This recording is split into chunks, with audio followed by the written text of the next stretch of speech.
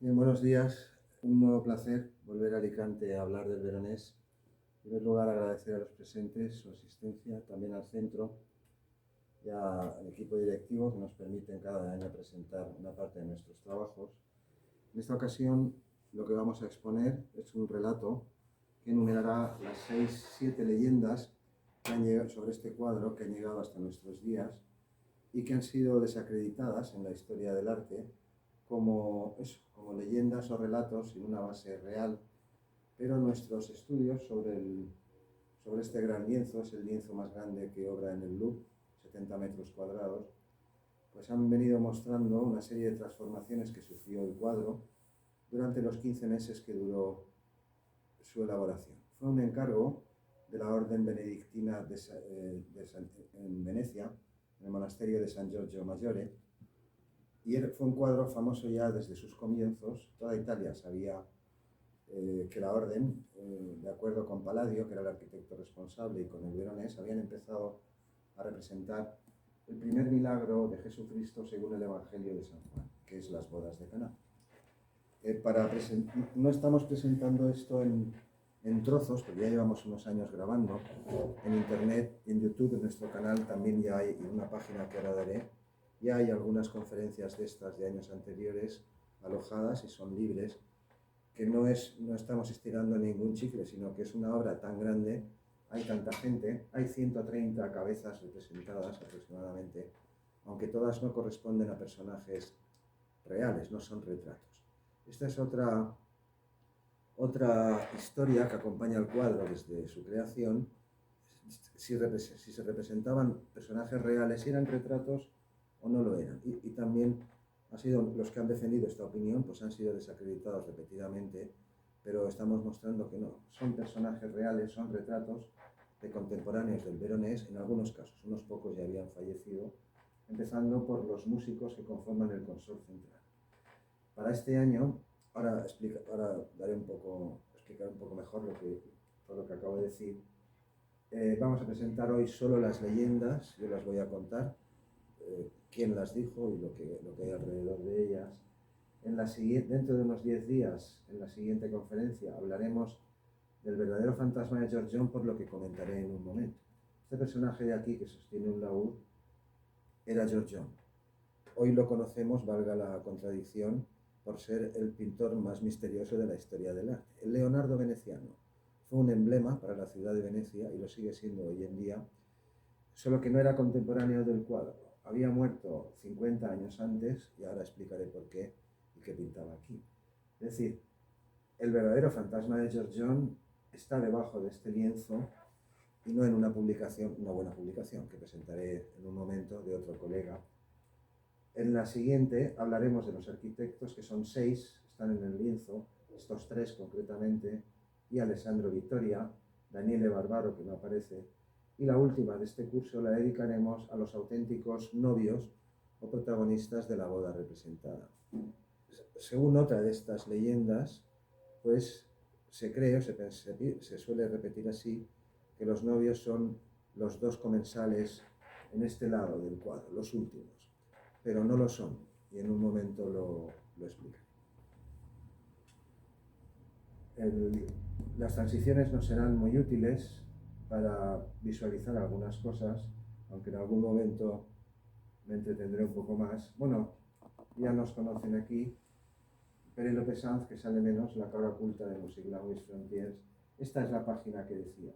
Si se teclea theweddingatcana.org, pues ahí se pueden descargar libremente ya algunos de los trabajos que hemos publicado. Todos no, uno no, y otro que nos ha pedido recientemente la misma revista que nos publicó, la revista de musicología de la Universidad de Padua, donde estudiaron muchos de los presentes en el lienzo. La Universidad de Padua en estos tiempos era la Universidad de Venecia. Estos son de pago y no los podemos divulgar, pero los demás, creo que hay 5 ya, y muy pronto saldrá otro, algunos en edición bilingüe, pues se pueden descargar libremente. Ya lo publicamos en el 2018, gracias a un amigo común que es Javier Alejano. Javier Alejano, que es un gran violista, no da gamba, pero violista, pues hacía 30 años que no le veía de los tiempos de Madrid, cuando yo estudiaba, tocábamos juntos en muchas ocasiones, pues me lo encontré en Málaga, por casualidad, coincidimos allí, y me dijo que este personaje, aquí está invertida la escena, esta es nuestra primera publicación, creo que hasta hoy no la ha discutido nadie. Es difícil, no es presunción, es difícil desmontar este artículo porque en efecto él es Diego Ortiz, como nos dijo. Me dijo, es que llevo 10 años creyendo que identificaba a este personaje. He hablado con diferentes profesionales, historiadores del arte, musicólogos, todos me dan buenas palabras, que sí que se parece, pero pues eso, el hombre lleva 10 años así, un buen amigo. Y yo le prometí que buscaríamos y a mi vuelta a Cullera pues nos pusimos a buscar y eso fue lo primero que encontramos, que tenía razón en el sentido de que Ortiz no estaba en el diseño original. Fue añadido al final, como ya hemos contado en estas publicaciones. Yo invito a los presentes a que pinchen ahí y con un solo clic te descargas 3 o 4 PDFs a todo color. Son publicaciones en toda regla con su ISBN y no hay... Digo, nadie nos ha discutido y de hecho estamos en todas las wikis, en todos los idiomas. Tú te escribes las bodas de Caná o The Wedding at Caná, o incluso el nombre de uno de nuestros protagonistas, el actual, Diego Ortiz, y ahí estamos, Javier Alejano. Penélope Sanz en esta publicación no aparece por otras razones, pero en otras sí. Avanzaré un poquillo y todo se andará. Hoy pues no voy a dar muchos detalles que ya están grabados, que ya han sido volcados a la red o que ya han sido publicados, y me voy a centrar directamente en las leyendas. Este es nuestro autor, el gran Paolo Cagliari, el veronés, en un autorretrato suyo muy poco antes del lienzo. El lienzo se encargó comenzó creo que fue en junio de 1562 y tardó 15 meses. En octubre se entregó, en octubre de 1563. Quiero hacer esa observación. Aquí nuestro amigo todavía luce pelo, sin embargo en el cuadro, cabello, en el cuadro, que es unos 2, como mucho 3, poco más, años después, ya él se pinta a sí mismo sin pelo. Este es el monasterio de San Giorgio Mayor en Venecia, pues si no la más, una de las residencias más distinguidas de la ciudad, en donde se alojaban de continuo, es decir, todos los días, autoridades internacionales de todo el orbe europeo.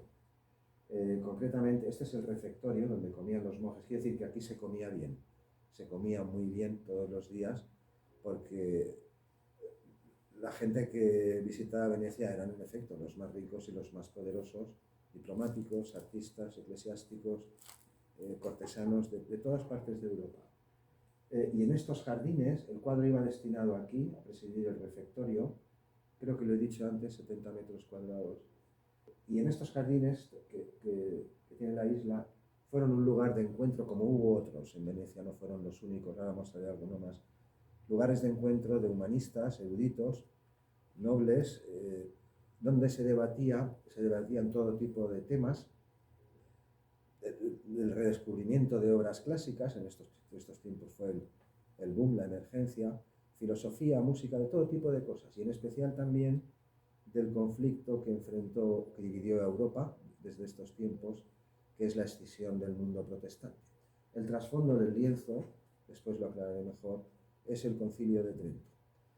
Y en estos jardines, digo, durante medio siglo, incluso antes, pues aquí se dieron cita muchos de los personajes, bastantes de los personajes que pueblan el lienzo, mayormente venecianos o de la órbita veneciana, y también algunos pertenecientes a la orden benedictina que fueron perseguidos por herejes, procesados, incluidos otros también muy relevantes. Estoy hablando del nivel más alto de la jerarquía eclesiástica de Italia. Concretamente en el lienzo hay 2 presidentes del concilio que murieron envenenados presidiendo el propio concilio, con 2 semanas de diferencia, y también quien finalmente consiguió cerrar, al menos en apariencia, formalmente, porque el conflicto en efecto no se cerró, quien cerró el Concilio de Trento, digo que fue Giovanni Morone. Todos están aquí y al final los mostraré. Bien, pues eso quería señalar, que aquí nuestro buen amigo pues todavía luce pelo. No digo que fuera por eso, pero lo debió pasar mal. Todo esto ya lo hemos ido publicando, porque durante esos 15 meses que duró la elaboración del lienzo, pues fue obligado no digo con cadenas, pero convencido a peticiones de unos u otros, todo eso ya es otro tema, para transformar sobre todo la escena central de músicos hasta en 4 ocasiones. Por eso lo que hemos visto antes en el cartel de presentación de las conferencias no era lo que se ve actualmente, que es un consorcio de violas da gamba, sino que era un clavecín con una serie de dibujos que ahora no me voy a detener. Bueno, creo que también he agradecido al centro, no recuerdo cuando he empezado, la oportunidad que nos dan todos los años para presentar una o varias partes sucesivas de esta gran historia que nos ha tocado en suerte pues desentrañar. En un momento empezamos, son unas 6, solo voy a contar lo esencial. Esta conferencia también tiene su correspondiente en una publicación que verá la luz probablemente en Navidad, es decir, pues casi dentro de un año, porque antes hay otra que se está traduciendo y que va a salir en breve. En fin, hay un cierto ritmo, no podemos divulgarlo todo de una vez, ocuparía varios volúmenes, de modo que por suerte para nosotros, y gracias a los artificios del Veronés, pues hemos podido aislar los diferentes grupos de intereses que hay en el cuadro, es decir, las diferentes artes, oficios o beneficios, como se decía en la época. El beneficio era un privilegio eclesiástico del que gozó la Iglesia durante siglos y que concluyó también con el Concilio de Trento. El Concilio de Trento tuvo sus cosas buenas o positivas, al menos a la vista de los que somos laicos o historiadores, y también tuvo sus cosas negativas. El beneficio significaba que los títulos y los cargos eclesiásticos no se obtenían como ahora, como estamos habituados, que una persona, un hombre, una mujer, hacen la carrera eclesiástica, por decirlo de alguna manera, se forman en el seminario, hay unos años de formación. Esto no era así en estos tiempos, sino que los cargos eran más bien casi políticos, se compraban, se vendían muy caros o incluso se heredaban. Pero el beneficio consistía mayormente en que yo podía ser el titular del obispado de Alicante y no aparecer por Alicante jamás. Sin embargo, las rentas de mi obispado se me ingresaban puntualmente. Es decir, multitud de obispos, por esto muchos obispos en estos tiempos de toda Europa, pues no eran proclives a que el concilio solucionase algunos problemas, porque evidentemente había que reformar la Iglesia y todo el mundo no estaba. El beneficio suponía que yo podía pasarme la vida en Roma dedicado al arte o a la contemplación del arte o a quien fuera y no aparecer jamás por mi diócesis. Todo esto cambió y este es el personaje, ahora no lo vemos, chiquitín que está aquí, es lo que estaba diciendo. Realmente debajo de Diego Ortiz probablemente llegó los 2 últimos meses, al final del verano de 1563, y le ayudó al Veronés a tapar y ocultar todo lo que había ocurrido aquí, que es lo que ya hemos publicado y una parte ya está libre en la red. Y no voy a insistir, pero lo veremos mejor. Este es el verdadero fantasma de Giorgione y en un momento lo enseñaremos. Pues vamos a... De Giorgione, en primer lugar, hay que... Esta es una historia, pues en cierto modo triste, o con un componente de tristeza, o una cierta languidez, una cierta nostalgia, porque en la ciudad de La Laguna el cuadro está para representar la vanidad, es un vanitas, la vanidad de la vida. Giorgione, en efecto, pues fue un paradigma para la ciudad de Venecia, pero la muerte, la parca, en este caso la peste, se lo llevó muy joven, en torno a los 36 años. Se ha descubierto un documento hace poco que nos ha hecho atrasar 2 o 3 años su nacimiento. En torno a los 34, 35 años, pues este gran pintor desapareció y en unas condiciones que ahora voy a comentar. Y por eso el Veronés y probablemente el patrono de la orden, Girolamo Grimani, que también está en el cuadro, decidieron incluirle en medio de esta famosa boda bíblica. La peste pues, ha sido una enfermedad, una plaga que ha asolado Europa en diferentes ocasiones y sin embargo, en Venecia también. Se sabía que entraba por el mar, que llegaba con los barcos, aunque no se conocía el mecanismo exacto, y Venecia, con sus sistemas de cuarentena y aislamiento de los barcos que llegaban, pues fue la ciudad, la avanzadilla en Europa. Se libró, bueno, no se libró, pero contuvo este problema más de 100 años antes que el resto de capitales europeas. El tema era el siguiente. Bueno, esto es una góndola típica veneciana para un funeral, él es el difunto. Este personaje, que lo veremos en un momento, vivió más de 100 años después, fue el secretario de Estado del rey Sol de Francia. Y es la única leyenda que mencionaba a Giorgione en el lienzo. Y como hemos mostrado, también era veraz. Decía que cuando uno enfermaba de peste en Venecia, que aplicó medidas muy drásticas ya desde 1500, entre otras son estos picudos que se ven a veces vestidos con Estos personajes eran patricios venecianos a los que se otorgaba autoridad sobre la vida y la muerte. Iban armados y estaban autorizados a descerrajarte un tiro a cualquiera, en cualquier punto de la ciudad, si no obedecía a sus órdenes. Lo que hizo Venecia desde el primer momento fue que a las personas que enfermaban de peste o que manifestaban síntomas se les llevaba al lazareto. Esto es un lazareto, claro, te llevan al lazareto ya para morir.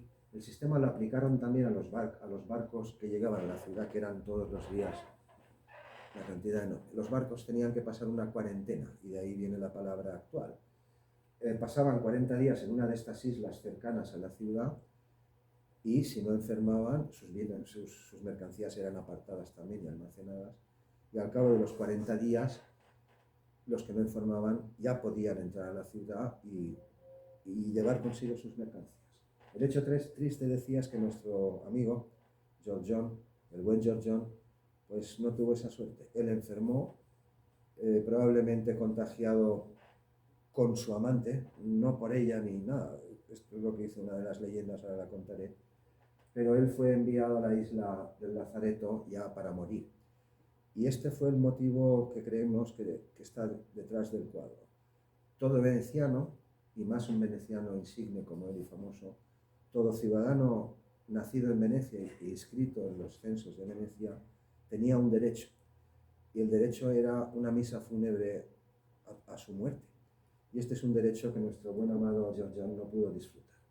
De modo que esa es nuestra hipótesis principal, que cuando se pintó el cuadro, la familia Grimani, probablemente los patronos, ahora los enseñaré todos y ya no me extenderé tanto, pues de acuerdo con las autoridades benedictinas y con el pintor, decidieron brindarle finalmente la misa póstuma, su derecho veneciano perdido, que Giorgione, el pintor más emblemático de Venecia, pues no pudo tener. Él es Girolamo Grimani, el patrono del lienzo, del Veronés, de Palladio, de algunos de los artistas representados, del propio monasterio y también de la propia orden benedictina. Los personajes que iremos mostrando más hacia el final, las autoridades eclesiásticas que he citado, son el primer nivel en Italia, no son obispos de segunda, sin pretender ser irónico ni nada, sino que es la más alta jerarquía eclesiástica católica, pero no romana, sino veneciana, y todos ellos fueron proclives durante su vida a hacer la paz con los protestantes, hablando un poco deprisa, o quizá no del todo propiamente. Bien, por eso le estamos dedicando todos estos trabajos. En memoria de Giorgione, en su recuerdo, esta es la misma página de antes, y este no es el lazareto en el que él murió, era otro, pero es una foto muy bonita y muy ilustrativa de lo que estamos intentando decir. Giorgione había muerto en 1510, 50 años antes del encargo de las bodas de Caná, pero era el emblema de todos los pintores venecianos y de hecho fue imitado, copiado, pero no lo digo en términos peyorativos, era el modo de proceder, pintar a los grandes maestros y pintar como ellos, durante un siglo después de su muerte. El problema es que no firmaba sus cuadros, como muchos de su generación, y ha habido mucha confusión con su obra, con su vida, incluso se llegó a dudar de su propia existencia. Si el propio Giorgione no era él mismo el resultado de las leyendas que habían circulado sobre este lienzo fantástico. Bien, pues vamos a empezar ya en un momento. Las primeras dos que voy a contar tienen que ver con la figura del pintor desaparecido, el protagonista del lienzo, 2 veces sepultado, la primera en el Lazareto y la segunda, esta vez bajo los pigmentos de su ilustre colega, el veronés, pues en el propio lienzo.